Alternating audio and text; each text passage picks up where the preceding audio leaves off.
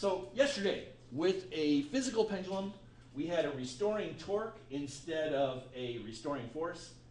We found out that the K is mgh, and we came up with this equation that said that the period is 2 pi square root of I over mgh. And I is like the rotational version of mass, inertia, and mgh is the rotational version of K. So it's still 2 pi square root of m over K, but it's all rotational variables. One thing you got to watch out for when you're doing these problems is that this guy here is the rotational inertia about the pivot point. So this is all about the parallel axis theorem when you're trying to find these periods. So let's do an example and see how it works. So I need to do this and this. And then I need to back up here. No, I think I need to go forward. Hang on. All right, why didn't that work? Let's try that again.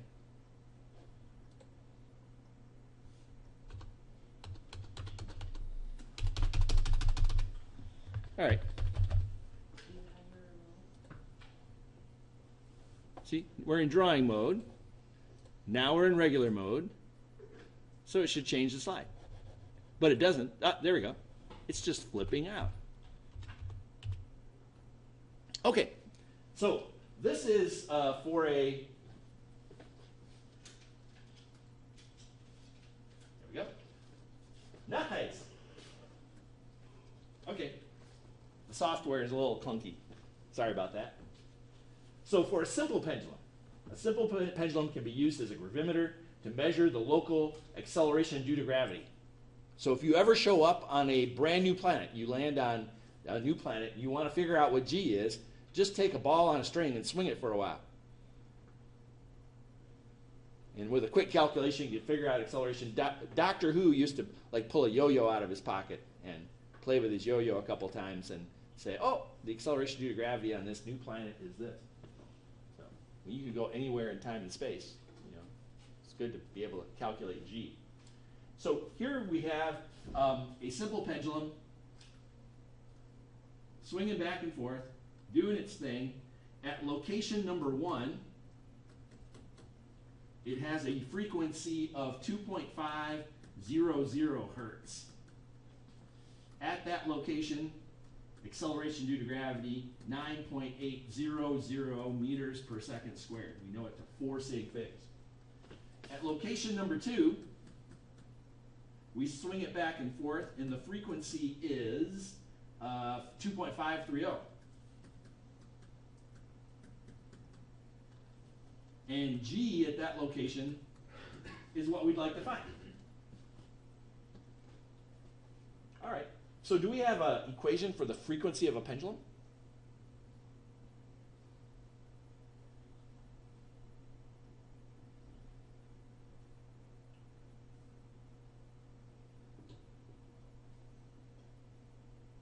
And the room got quiet.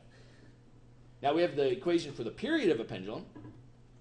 So period is 2 pi square root of L over G for a simple pendulum.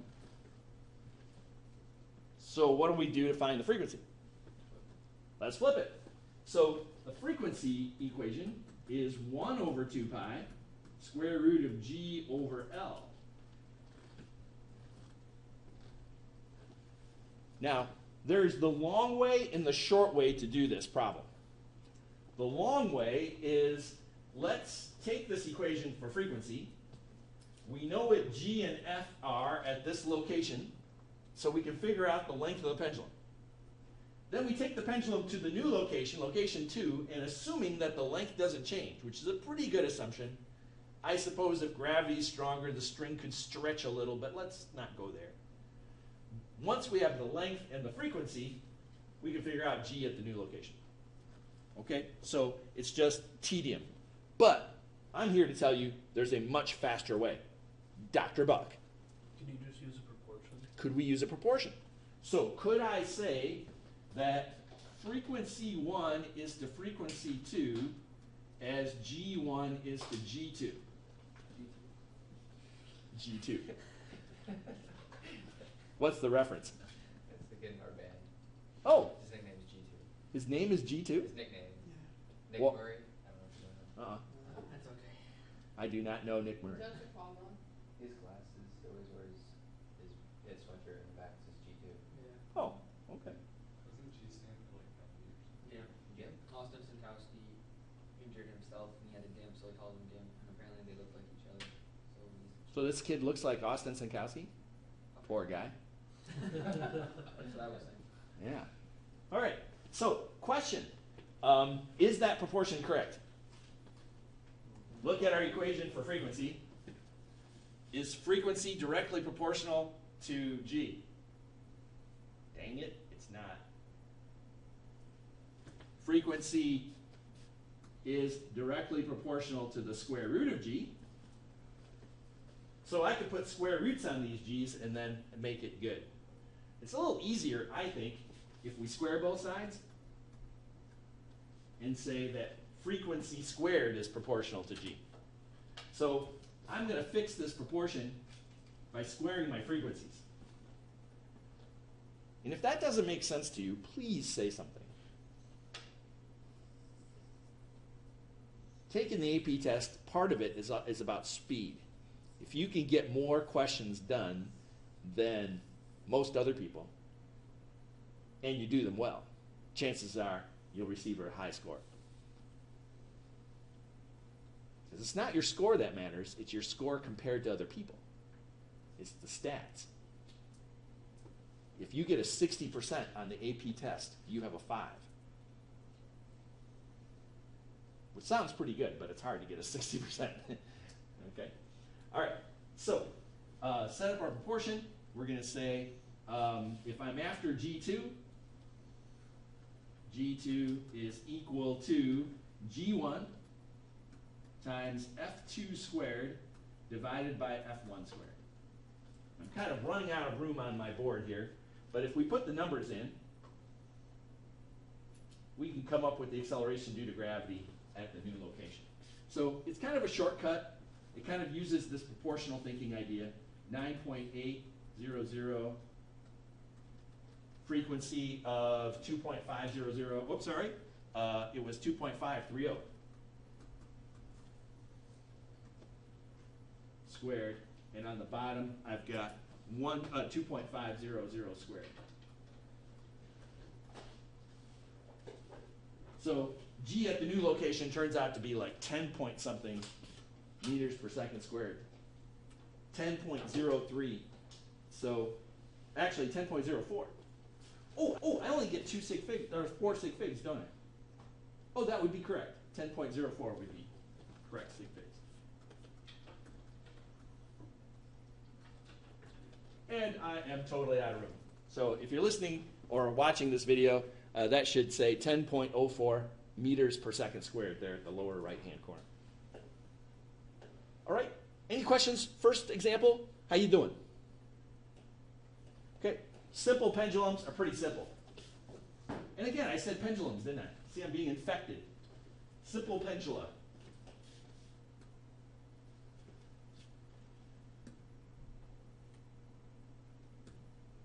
Wow, okay. The technology is working better, and I'm doing a better job using it too. All right, back to draw mode. I've got a metal ring with a mass of 2 kilograms, radius of ½ meter, placed so that its inside surface rests on a horizontal bar of small radius. Now, again, got a ring of metal, and there's a bar coming out of the board right there. So it's just kind of resting on the bar. Then we give it a little push, and it oscillates.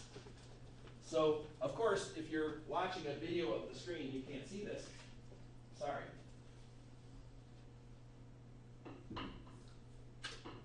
But basically, this is what's going on. Got a ring, put it on the bar,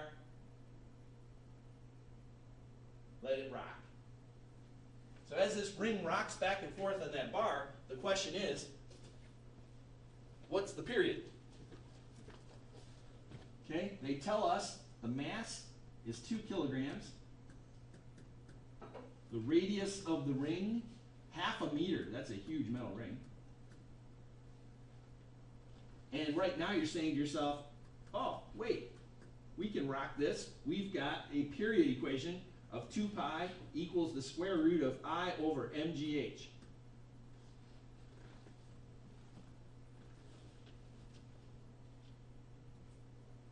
Problem. What's I?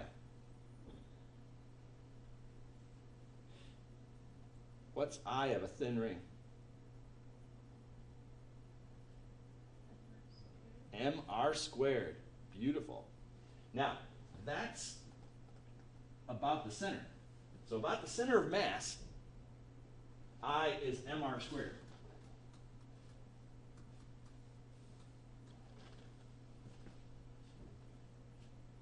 How do we fix it? So now it's the I about our pivot point up at the top there. Parallel axis theorem.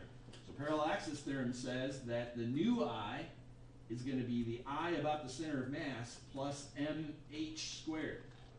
Now that's the same h as in our equation, so we're actually being consistent here.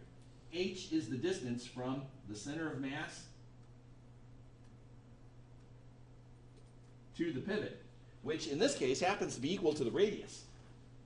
So h and r be the same number, which is kind of nice.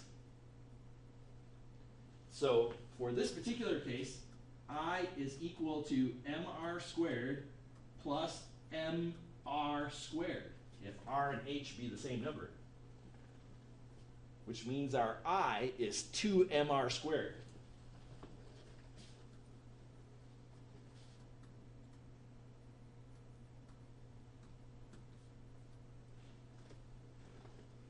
And on the bottom, it's mg times h, the same h, the distance we're moving our pivot from the center of mass to the pivot point. So I'm going to call that mgr. And watch the fur fly. The m's will cancel out. Wah.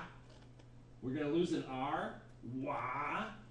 And for this particular case, we get 2r on top and g on the bottom. Oh my gosh. Oh, you are so correct, sir. I got so excited about what was going on inside, I forgot. Yes, there should be a 2 pi out front. 2 pi times the square root of 2r over g. Thank you so much. Who was that? Kellen? Yes. Bless you, sir.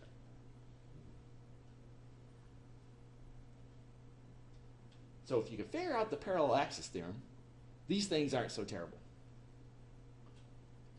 But it does make us go back to parallel axis theorem, which, for some reason, people always have trouble with. Not always, but quite often. I don't know. It must be the teacher, because it happens every year. People just have issue with the parallel axis theorem. They fight it and fight it and fight it. All right, so for this case, we've got 2 pi times the square root of 2 times 1/2 meter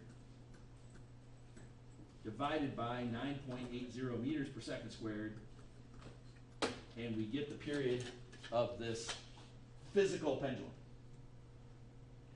So the answer is, if it's not a ball on a string, it's a physical pendulum, and we have to do this. So I take the reciprocal of g, I square root it,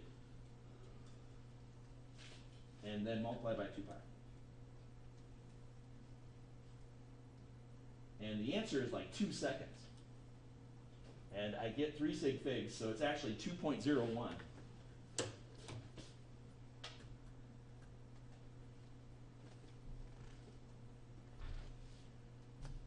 So I have a question for you. What if we did this experiment? So I happen to have a ring here. It's a embroidery hoop. Put it up here. Let it rock. Then I take the ring and I chop a chunk of it off. let it rock. Whoa. I was thinking about this in bed the other night. I could never sleep, so I'm laying there. See, I actually go to bed, Caitlin, but as I'm laying there not sleeping, I'm thinking about physics.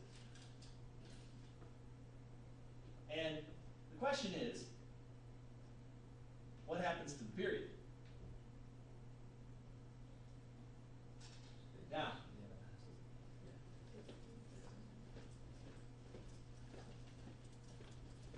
does the equation for I change? This thing still has the same radius. So if we rotate this about its center of mass, remember mr squared comes from the equation for a single dot going around in a circle. And all we did was we spread that dot out around the whole ring and said, you know what, it's going to be the same amount of mass, the same distance. So check it out. It's the same distance from the center, it's just half the mass. So it won't have the same rotational inertia, but it will have the same rotational inertia equation, which makes a big difference because check it out, over here, notice the mass cancels out.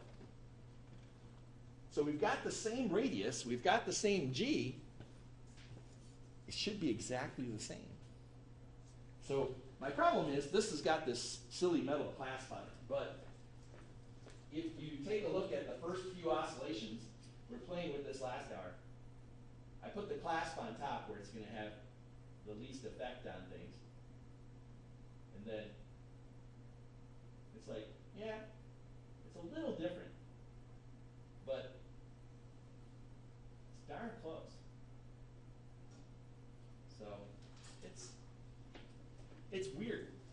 So if I take half that ring away, it still has the same period. In fact, if I take most of the ring away and just leave a little arc on top and let it rock back and forth, it stays the same. It's so cool. So I got to get some better embroidery hoops. I got to go to Hobby Lobby tonight. They have some out of plastic, and that would be better. Then they'll be more consistent. All right. I feel like I'm missing something. Any questions? All right. The last piece of this is called a torsional pendulum.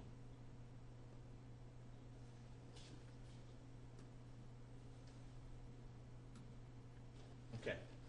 So if this thing is operating correctly, there we go. All right. Now a torsion pendulum is one in which you've got a twist. So instead of a spring, you've got something that you twist that wants to twist back to its original shape. So what I've got here is a strap from a big box of paper. They put these plastic straps on to keep the box closed during transit.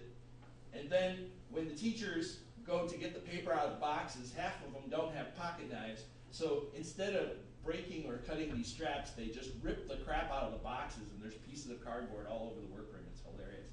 You can just imagine these poor English teachers coming in and saying, I need paper, but I don't have a pocket knife, and ripping the crap out of the box. So every now and then I go in there and just cut all the straps, make their lives a little easier. But if I take this strap, attach it to a mass, and then give it a twist, notice it wants to twist back. And it gets back to equilibrium, and it overshoots. Comes to a stop, twists back. So this is an oscillation that can be used. Now, here's an anniversary clock. I guess they call it an anniversary clock because you're supposed to give it to your significant other on your wedding anniversary. I don't know which one, though. I'm closing in on my 20th. So this, I might have to buy one of these. All right. It's got some weights on the bottom. These big old ball bearing looking things on the bottom are weights, and there's basically a wire that runs up here. So what it does is it twists, untwists, twists, untwists, and it provides the time base for the clock. Okay. Now,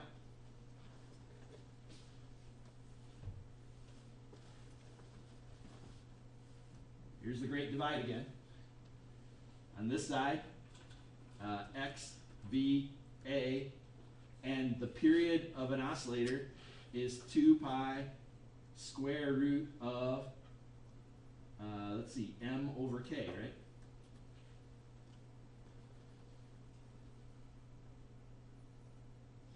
On this side, period for a torsional pendulum, 2 pi square root of m over, okay, now here we go.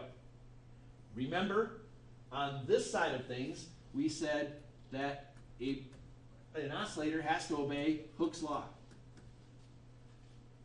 And we said if F equals MA, then MA equals minus KX. And then we did ... Omega is the square root of K over M. You can perform a similar analysis with this guy. You could say the restoring torque caused by the twist in the wire. The wire wants to twist back, and the amount of torque is proportional to the amount of twist. So we go minus twisting constant times theta. It's actually the torsional constant.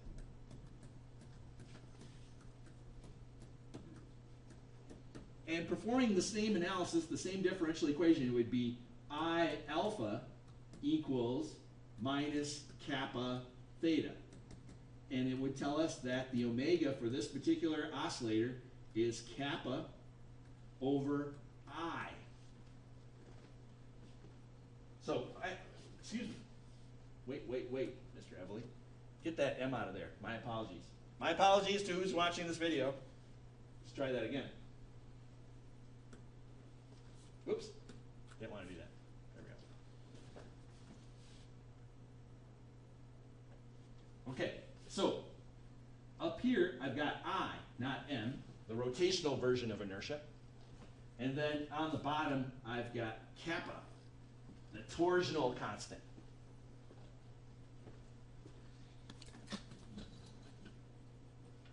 Okay, here's a great Jeopardy question. What are the units of the torsional constant?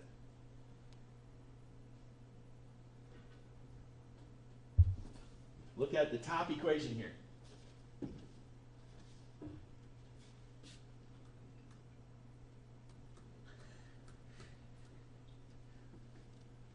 What's the units of torque? Newton meters, absolutely. What are the units of theta? Kappa is in Newton meters per radian. Caitlin's like, that's crazy. I was up all night, I've had no sleep, and he's giving me Newton meters per radian. Hate that man. She's just smiling. All right, so here's our equation. The period of a torsional pendulum, 2 pi square root of I over kappa. And it's not as terrible as it sounds. So let's do one example and we'll call it good.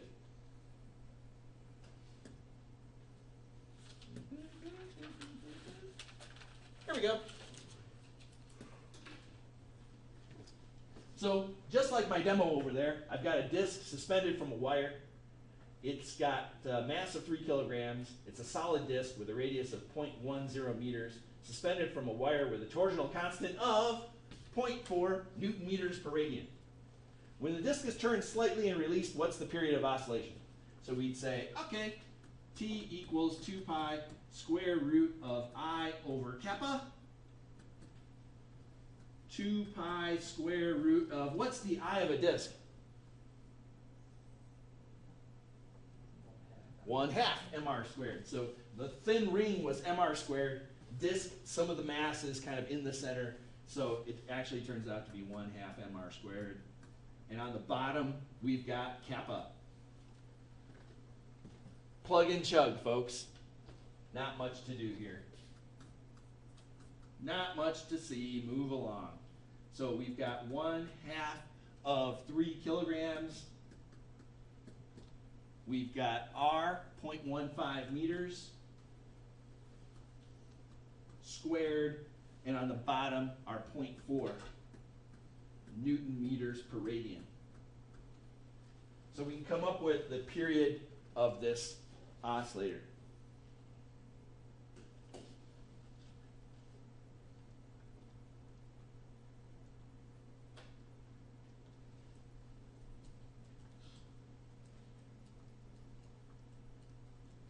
So just for kicks and giggles, the answer is, I think, we got 2 sig figs? Are you getting like 1.8 seconds? Okay, double check my math, but I believe it's 1.8 seconds. I honestly don't remember it from last hour. Okay. Any questions? Pendulum time? Excellent. All right. So for the remainder of the hour, I would like you to work on the assignment. There are many problems there. Okay, so these are problems from chapter 15. We're doing 75, 44,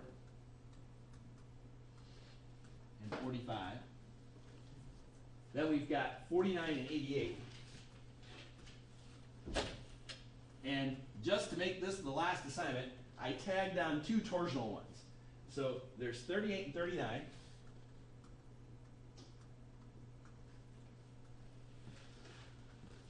So the first batch deal with simple pendulums and physical pendulums.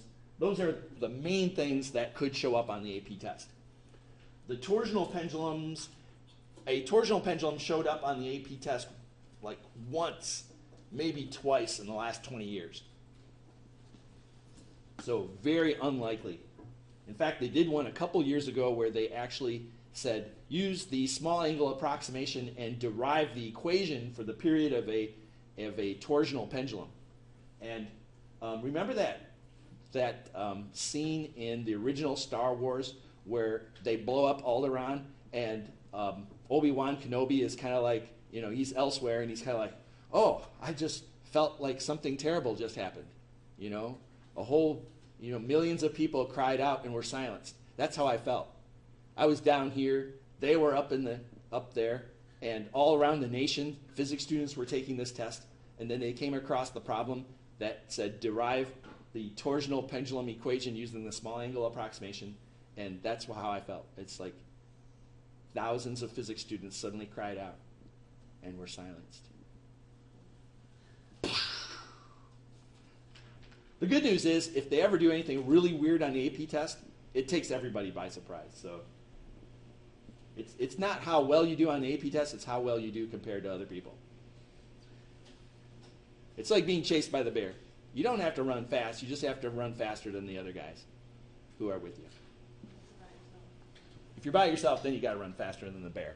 But if you're with a lot of people, you only have to run faster than the slowest guy. That's why you take friends. All right. So if you're listening to this video, let's put an end to this little